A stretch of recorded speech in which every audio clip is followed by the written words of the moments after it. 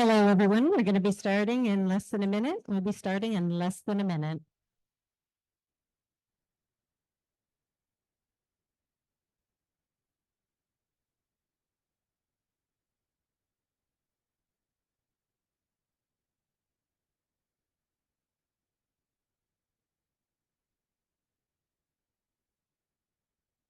Good afternoon and welcome. So happy that you're here, and we're excited for our next presenter, which is Daniel Walsh. The title of his presentation is Scaling an Agile Mindset with Behavioral Markers. I'm going to tell you a little bit more about this. Scaling an agile mindset across teams often involves reshaping behaviors, cultivating new interactions, and improving team dynamics. How might we empower coaches, scrum masters, and team members to identify and fix behaviors detrimental to team performances? This session introduces the concept of behavioral markers, which are distinct, observable actions that influence team performance, either positively or negatively. Originating from crew resource management, research in aviation and healthcare, behavioral marker systems serve a dual purpose. They provide framework, scaffolding, for teams to build better behaviors and act as a reflective tool, a mirror, for self-assessment and improvement in high stakes team environments. Participants will discover actionable tools and strategies to implement behavioral marker systems, enabling them to witness firsthand the transformation in team performance and collaboration. Please put your hands together and welcome Daniel. Thank you. Thank you. I'd forgotten how long that description was. Thank goodness they cut me off at 100 words or whatever that was. So yeah, Daniel Walsh, local Agile coach consultant. I tend to specialize in lean and Agile transformation work, product management coaching, product lifecycle, and a little bit of applied complexity theory. Okay, thank you. And applied complexity theory is things like behavior change. How do you measure culture? How do you shape culture and nudge it and make things better? So today, the theme of the conference is scaling agile mindset, and I must say that I think the word mindset is a little bit problematic, and we'll start to unpack this a little bit. So I want you to think for a moment. When was the last time at work where someone actually used the word mindset? And maybe they were talking about a particular product owner, scrum master, maybe it was a leader or a manager in the organization, and they said that person has a great mindset, or that person doesn't have a great mindset. If I barred you and prevented you from using the word mindset, what word would you use instead? And this is certainly related to Galen's talk earlier this morning. And just think about that for a moment. Attitude. Lots of attitude. Anything else you might use? Approach. Outlook. Good, good. So the reason that mindset is such a good word and yet problematic at the same time is because it represents a collection of concepts, right? It's a lot of different things. It's attitudes, it's behaviors, it's principles. Maybe they didn't have the right values. Maybe they didn't have the right underlying assumptions, the right motivations, a different degree of risk tolerance than you have. And so anytime someone has to use the word mindset, you always have to hit the pause button. Okay, what are you talking about? Oh, you're talking about a behavior. Let's talk about that behavior, and we could talk about behavior change. Oh, you're talking about a value. Well, let's reflect on our values and see which ones are missing and which ones might be a little bit off, or maybe you're talking about some cognitive biases, and then we could go there. So anytime someone uses the word mindset, I always have to hit the pause button and say, okay, can you give me a specific example? And then we could actually do something with that, right? You can't really do much with mindset. It's not like you could just take someone's mindset and plop it into, replace it like a CPU or program or algorithm. All right, so this talk is mostly about these two. So to the degree that you care about attitudes and behaviors, this talk is for you. If you came to an Agile mindset talk about values and principles and heuristics, and motivations, this is probably less useful. So to the degree that you care about behaviors and attitudes, and actually that's even just a kind of aside, preparing for this talk, I was like, what is the difference between a behavior and an attitude? Why are there two different words? And we don't have to answer it, but food for thought. You could go and Google it yourself. There is a difference. All right, so what is the problem we're trying to solve with these behavioral markers before we even get into talking about what they are? Well, a very common pattern, get hired, right? Come in to a large company and start doing some agile coaching. One of the things that's very frequently asked is to do an assessment, right? Come in and see how our teams are going and maybe pair up with like an internal coach and, kick the tires on these teams and figure out what's going on, right? And so this, I don't know, initial work was with a large enterprise Fortune 50 company in IT. It was probably like a 2,000 person IT group. And so I was partnered up with another internal coach. And I think there was something like maybe 10 teams on the ART we were looking at the time. And so we would go and, visit one of the teams, and they were running Scrum. When you observe a daily Scrum meeting or sprint planning, et cetera. And then we go to the next team and observe a sprint planning or maybe a retrospective. And if we were just looking at 10 teams, times maybe 4 meetings, that's like 40 observations. That's like a lot of work, right? That's a lot of work. And it's one thing to observe, but if you don't do anything with the observations, then it was just like a complete waste of time, frankly, right? So you actually have to intervene and maybe coach the Scrum Master or share some thoughts with the product owner to get things to change. So, man, that's a tough problem to observe, 40 plus, team meetings. Not just one observation. What about 2 observations per team or 2 daily scrums, right? So it's essentially a very difficult problem to scale.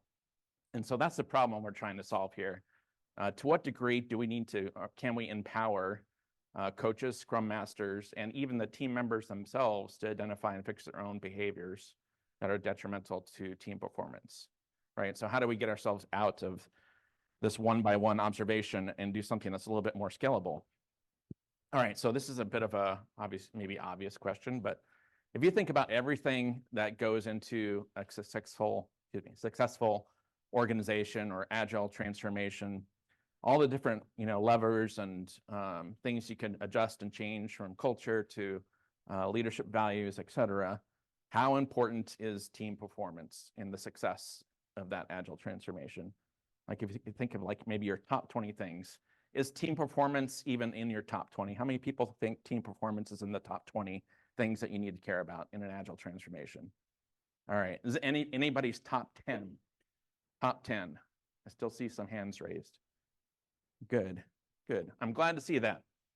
So it is very important. And, Agile is still a very, I don't know, somewhat young discipline movement, right? Largely started circa 2001. Maybe if you squint your eyes, you could say, Scrum was a little bit earlier than that, et cetera. But how many people think that the Agile movement invented or cared about teams first? What just maybe teams came before Agile, right? What organizations care about teams that we could go and look at and learn some of their practices and pull them into our context of an Agile transformation? Is that a question or a comment? Athletics, very good. Sports, the military, excellent. So this is where behavioral marker systems come from. They come from these high-stake teams where teamwork is a life and death. It's a life and death situation, right? So if you're a surgical team and the surgeon is collaborating with the nurse, holding some instruments, talking with the anesthesiologist, if their protocol and their communication is just a little bit off, right, bad things can happen very quickly. And I actually learned about behavioral marker systems from a naval aviator. Shout out to Brian Riviera. He was a jet fighter pilot, flew off of carriers. And he first introduced me to behavioral marker systems, and they were absolutely one of his go-to techniques in naval aviation. And you look at other fields like, police forces and firemen. This is This is really where the work originates from. So behavioral markers, what are they? Well, behavioral markers are observable interactions and non-technical behaviors that contribute to superior or substandard performance within a team work environment. Maybe the one catchy word here is non-technical. So, and maybe in the context of surgery, this is not so much about how maybe a surgeon is doing a particular incision or how they're tying up a suture or things like that. Those are technical, practices. Non-technical are like how they're talking together, how they're interacting. Are they issuing orders and receiving orders in a good way? So that's what I mean by non-technical behaviors. And again, if you want to learn more about them, I would highly recommend CRM, career resource management, and non-technical skills for surgeons. These are kind of the top two, I would say, bodies of literature that have been publishing work on behavioral marker systems. So if you understand these 2 points, I will personally certify you as a certified behavioral marker scientist. So I'll make it super easy for you. So this is 2 pass-fail criteria for what constitutes a good behavioral marker. So number 1 has to be specific, observable behavior. If you're a fly in the wall, it's something that you saw, it's someone's body language, it's something that you heard, it's how someone reacted. And so it has to be observable. Criteria number 2, that thing, whatever it is, that behavior has to have a causal relationship on either positive or negative performance outcomes for a team. All right, so those are there's other criteria as well. If you really want to get fancy with this and go to like level 2 certification, maybe level 3, there's papers and things you could read as a reference at the bottom of the slide. But this is a fine place to start for level 1. So put the training wheels on. This is very basic. It's not overthink this, but does the Scrum team meeting start and end on time? Is it observable? Yes. Do we think it has positive or negative performance outcomes for the team if it doesn't, start on time and someone has to wait around, twiddling their thumbs, waiting for someone on the team to get there to start off the meeting? So yes. All right. You're off and running. It's not that hard. This is the one hard slide. So for people in the audience that know me, I'm a Cynefin trainer as well. So for the more advanced, perhaps practitioners that have heard of the Cynefin framework, this is for you. If you have no idea what I'm talking about, that's fine. Try and absorb as much as you can. Be a little bit curious about what I'm talking about in terms of Cynefin and complexity theory. And just let everything else wash over you. If you don't get this slide, doesn't matter. You'll still get 95% of the value of this talk out of this. So behavioral markers for me fit very, very well with complexity principles. When I first got introduced to this technique by Brian Rivera, we were at a Cynefin conference actually talking over lunch. And within probably the first 3 minutes of him describing what this was, I fell in love. I absolutely was bitten. Not with Brian. He's a fine, handsome gentleman, but I was in love with the methodology. It checked all the boxes. If you are familiar with Cynefin, this is a liminal complex domain shift towards the complicated domain.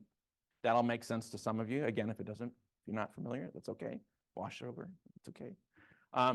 In complex adaptive systems, interactions are often far more important than what the individuals do in isolation. So behavioral markers are very much about those observable interactions. And then we have some very simple rules and protocols that produce these really cool emergent behaviors from complex adaptive systems. Like that last one, show up on time for the meetings is a very simple rule, right? And above and beyond that, behavioral markers are proven and they're very pragmatic. Sailors, naval aviators, surgeons, nurses, these are all techniques that have been proven in the world of team science. So this isn't something that's completely, made up. So how might we use these behavioral markers to address this problem at hand? Well, if we had a set of behavioral markers, I've got kind of my quick start set, I would say, for things like Scrum. So we could come into an organization, compare notes. This is what I'm seeing in terms of team behaviors. This is what an internal coach is seeing. They're picking up on different things than I am. They're more sensitive to the innuendo and the subtleties of the culture than I am as a third party. And eventually over time through subsequent observations, we start to compare notes. And then we have a set of behavioral markers that we're looking for that can help improve every team. And that's how we scale. So some more examples of behavioral markers. This was an early attempt of mine at codifying some behavioral markers for Scrum. So again, these are not mindsets. It's too ambiguous a word. These are not beliefs. You can't see someone's beliefs. Maybe if they espouse them, you could hear that, and then that would be a fine behavioral marker. These are not feelings. And so you could read through this list of behavioral markers to get a better feeling about what these things look like.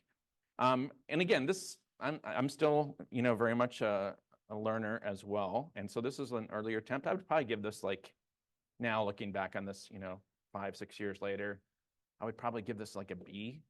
There's a couple of things I would point out and clarify. And let me just highlight a couple of them for you to see if you picked up on anything that doesn't pass, this test of causality and observation. But here's a couple of things. How do you know if a team member is mentally present? Right? That's hard to observe. I mean, maybe if they're checking their phone. So you could rewrite this like no one's, checking their phone in the middle of a talk or something like that. That's a great, perhaps better way of assessing whether or not someone is mentally present.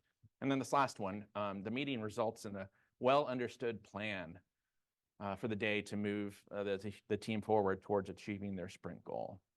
How do you know if it's well understood? Right? Well, maybe the team has like some sort of, fist of 5 ceremony, like everyone agrees, we've got a good plan, I give it a 5, when you move on to the next daily scrum. That's observable, right? Otherwise, you can't really observe if someone is understanding. Like right now, I'm seeing some nods, I'm seeing some questions, so maybe, there's no way I could even observe if everyone is understanding what I've said so far in this talk. Quick question, yes?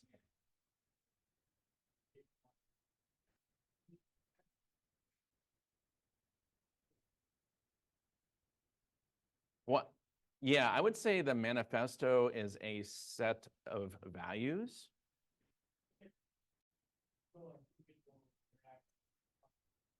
So if you're in a meeting, where would you see that? How would you write that observation?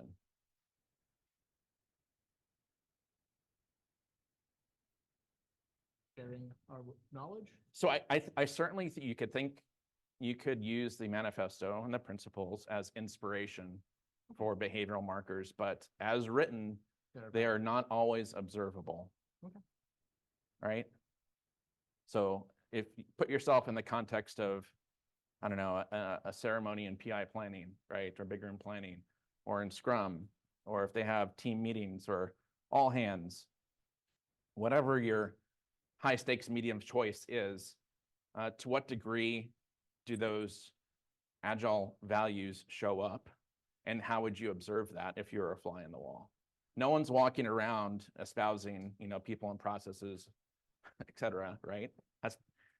Certainly you could write that down as a behavioral marker, but it wouldn't be a very common occurrence.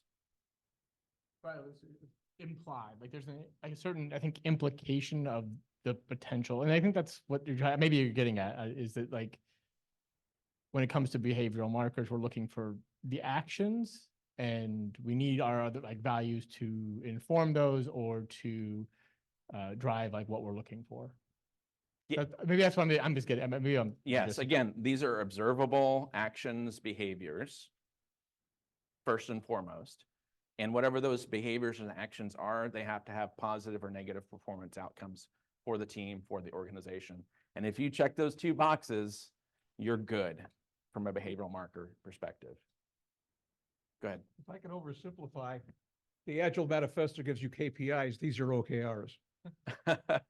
Well, I wouldn't say so much. Like you could use behavioral markers as a goal, and I think that I have a couple different use cases. You could even use these more as KRs, as measures towards a goal. So if that's what you're channeling, Measurable and I'm gonna nod. Really observable. Yeah. All right. So moving on to another team I started coaching in the same organization. I said, hey, in this last group, we came up with these behavioral markers and we're about ready to observe your teams. This is what I'm going to be looking for. And it was like a jaw-dropping moment for that manager. And they were like, wow, this is what a good Agile team looks like. And like by definition, yes, it's observable and it's related to high-performing teams. So yes, this is exactly what a good Agile team looks like. All right. Does anyone recognize this ratio of numbers in relation to a talk? Go ahead. What do you think it is? Oh, not quite, not quite. In the context of a presentation or a class, you remember 10% of what you hear say, 70% of what you do. and 70% of what you do. All right. So we've been spending most of our time in the 10% space. Let's go to the 20 and 70% place with an exercise. All right. Yay. So we have some Hexi notes in front of you. And for the folks online, you could do this as well and post your responses in chat. The exercise for the next, let's say, I don't know, 10 minutes or so, I would like you to brainstorm a couple of positive or negative behaviors for a Scrum meeting or Kanban or PI planning, whatever your flavor of choice is. But please make it specific to like a specific event that others would recognize. And, you know, please try and think of like a real world example, something in the last, couple of months, perhaps, that you observed. So those work best. Brainstorm quickly and then pick one and try and write it as a behavioral marker. So write down the event maybe in parentheses and then write down whatever you think is the behavioral marker. And then test it with your partner. Test it. It has to be observable and it has to have a positive or negative performance outcome. And if you fail the test, that's okay. One more second. If you fail your test, that's fine. And the last step.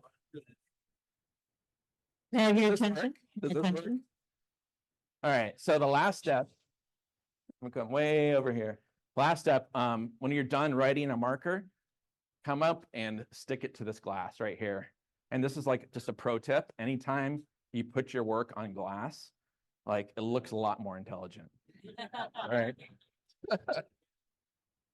And if I may, real quick, the reason why I'm coming around with the mic, if you have questions or comments, is because that's the only way the virtual attendees can hear what's being said. Okay? All right. And for the virtual folks, please draft a behavioral marker, put it in the chat, and then ask someone to critique it. So maybe someone could go into the thread and say, is that really observable? Is that really a positive or negative performance outcome for the team? All right. You got 10 minutes. Good luck.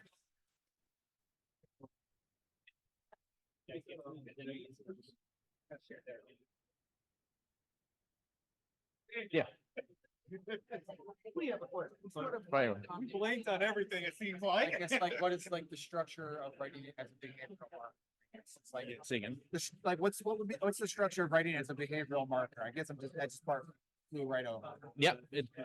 Write in such a way that if he handed it to a friend, they could observe it. Okay. And that observation would have a positive or negative effect on team outcomes. All right, that's it. That's it. It's super easy. Pretty layman's terms. Yeah.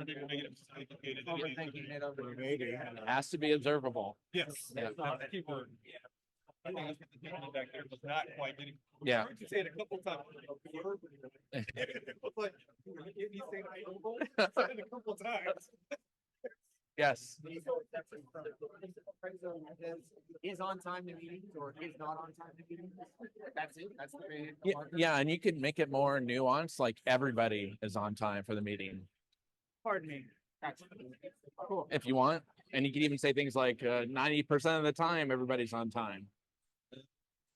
You get, there's more nuance in that, but yes, it's as simple as that. Perfect. Thank you. Yeah.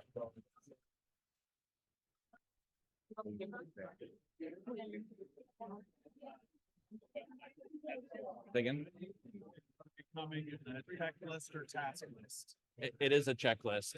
Now, It is a checklist. it just will be. you could use it as a checklist. Yeah. Yes.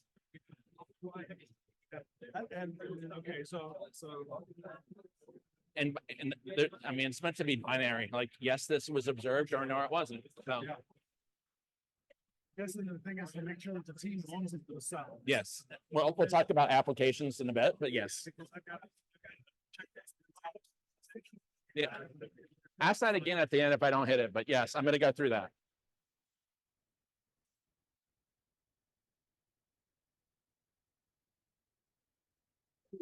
All right.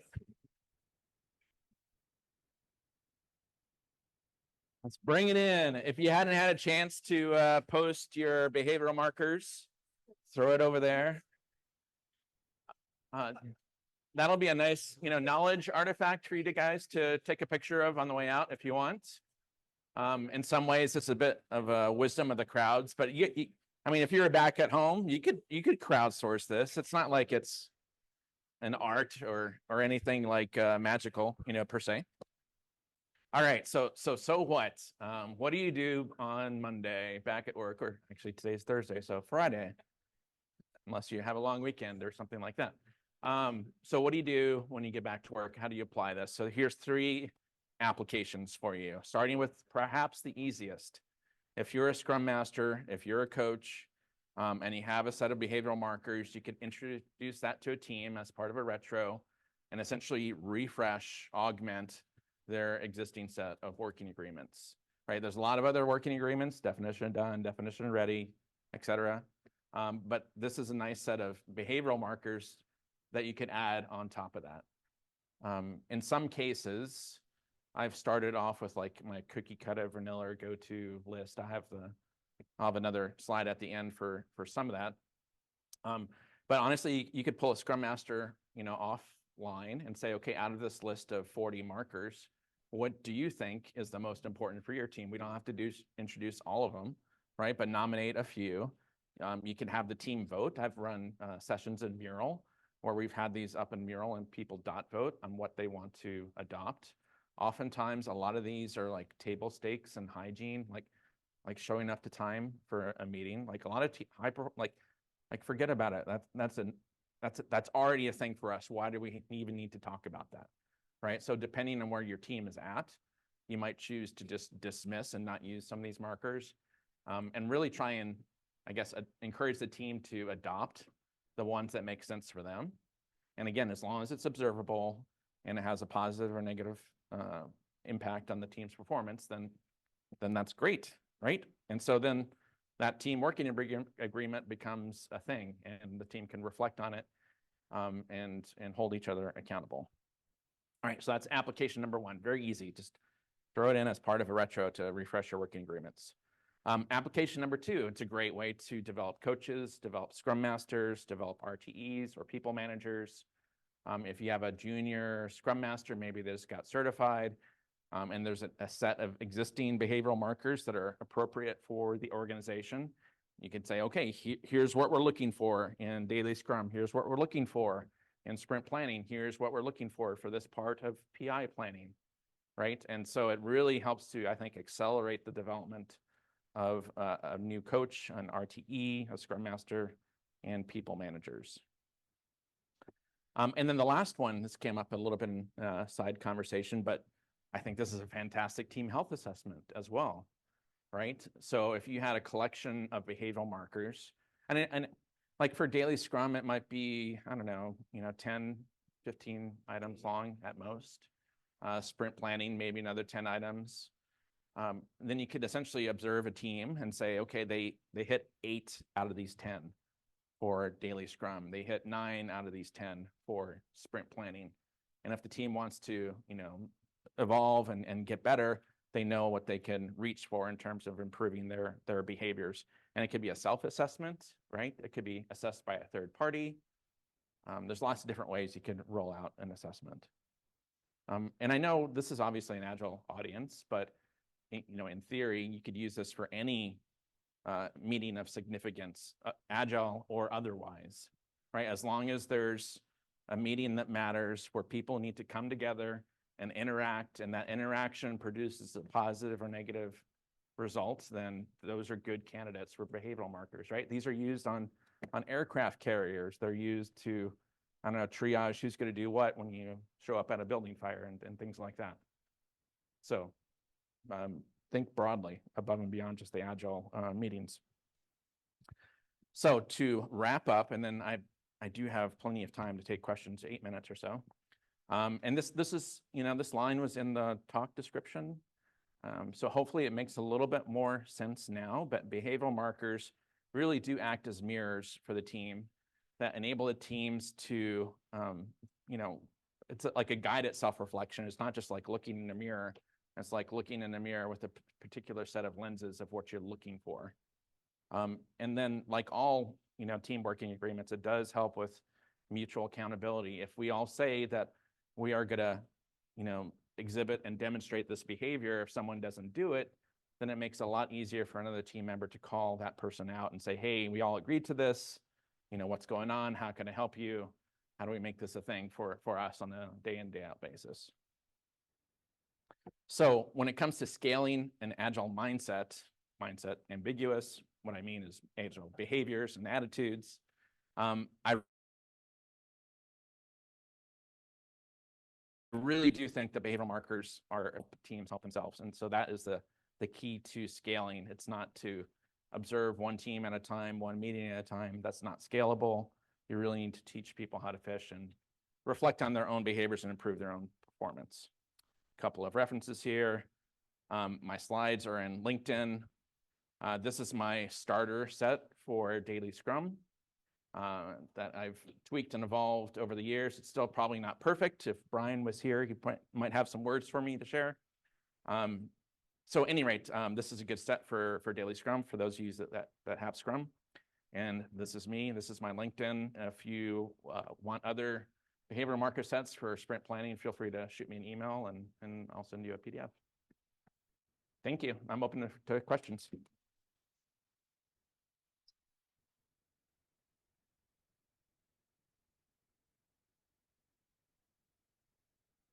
All right. How do you measure the impact of behavioral change and like how do you measure the impact of behavioral change and the overall performance and productivity and make the case and validate for like a wider adoption? Yeah. That is a profound question and super gnarly. People have written books on how you measure productivity in the context of software development. Yes. Many books, many careers have been spent on that question. Yeah, happy to talk at happy hour. I'll give you my short answer though. I'm not going to cop out. And people might not like this. I'll probably get some darts, but one of my favorite metrics is profitability per employee. And if you want to get more nuanced at that, then you could take the derivative of that. All right, go ahead.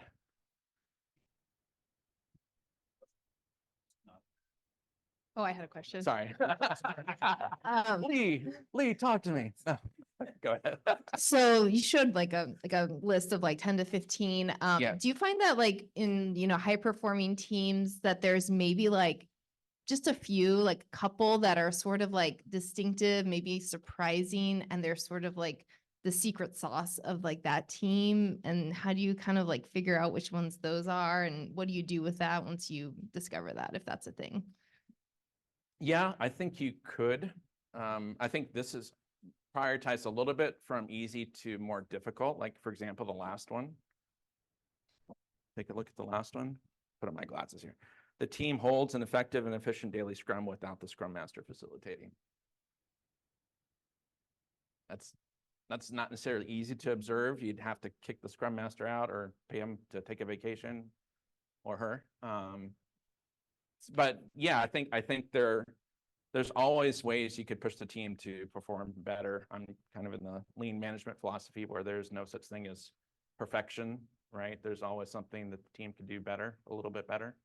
So I think if you really press the team, they could probably always come up with some behavioral markers, even if they already are a high performing team. And I think that was your question. I think, did I get it? Okay, that's fine, good.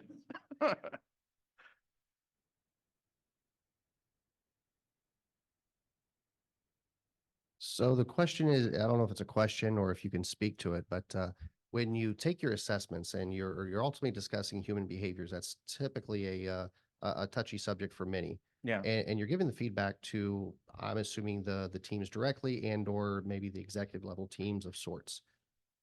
Maybe could you speak to how that information is compiled and delivered and how is that message really delivered as far as an observation and here's how it might be affecting the team and then how might they take action on that? I'm just curious about how your messaging is delivered Yeah. For the feedback. Yeah, it depends on obviously the nature of the feedback and how sensitive it is. Sometimes it's a one-on-one, sometimes it's a group conversation, but I mean, just channeling back to the spirit of the talk, which is on behavioral markers. If you have the team essentially vote for and nominate their own behavioral markers and actually some of the things that happens when you introduce your vanilla set is people will push back and they say, I don't understand, why does that one matter? Right? Or we don't care about that one. And then you can have a conversation in kind of like a safe place because it's removed from some actual thing that happened. And you have a conversation about why that behavior matters and you have some time to explain the rationale and the logic behind it. And, you know, sometimes you win them over and they say, yeah, you know what, you're right. I think we should try and do that. Or maybe I'm wrong. And, you know, it's not appropriate for their context. And I don't know, you can lead a horse to water, but you can't make them drink. So if they don't want to do it, they don't want to do it. And then you move on to something else. And maybe they'll be ready in 6 months. Maybe they'll be ready, you know, sometime down the road for that new behavior. So I think introducing these explicitly upfront really makes those difficult conversations easier when they actually happen. So.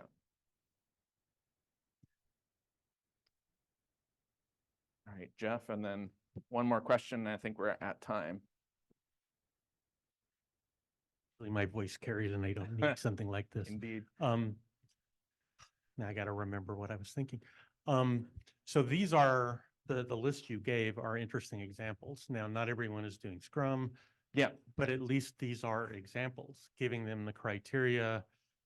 It's kind of interesting to watch teams decide what they think makes them performant. Yeah, that's telling too. Yeah, I always remember Alistair Coburn's People as First Order Determinant paper. And it's interesting how often he says things like, almost, we don't need your stinking process, because they have internal agreements, they have process. They're not looking to be changed. And if they're high performing, how much do you mess with them? But it would be good for them to codify what they do. Yeah, get the high performing team to codify their behaviors. And I think this is time for one more question and then we're out of here. Thanks for your questions, by the way. So just thinking about this morning, I think Bob said that he interviews Scrum Masters and 80% of them have no skill. My experience is higher than that.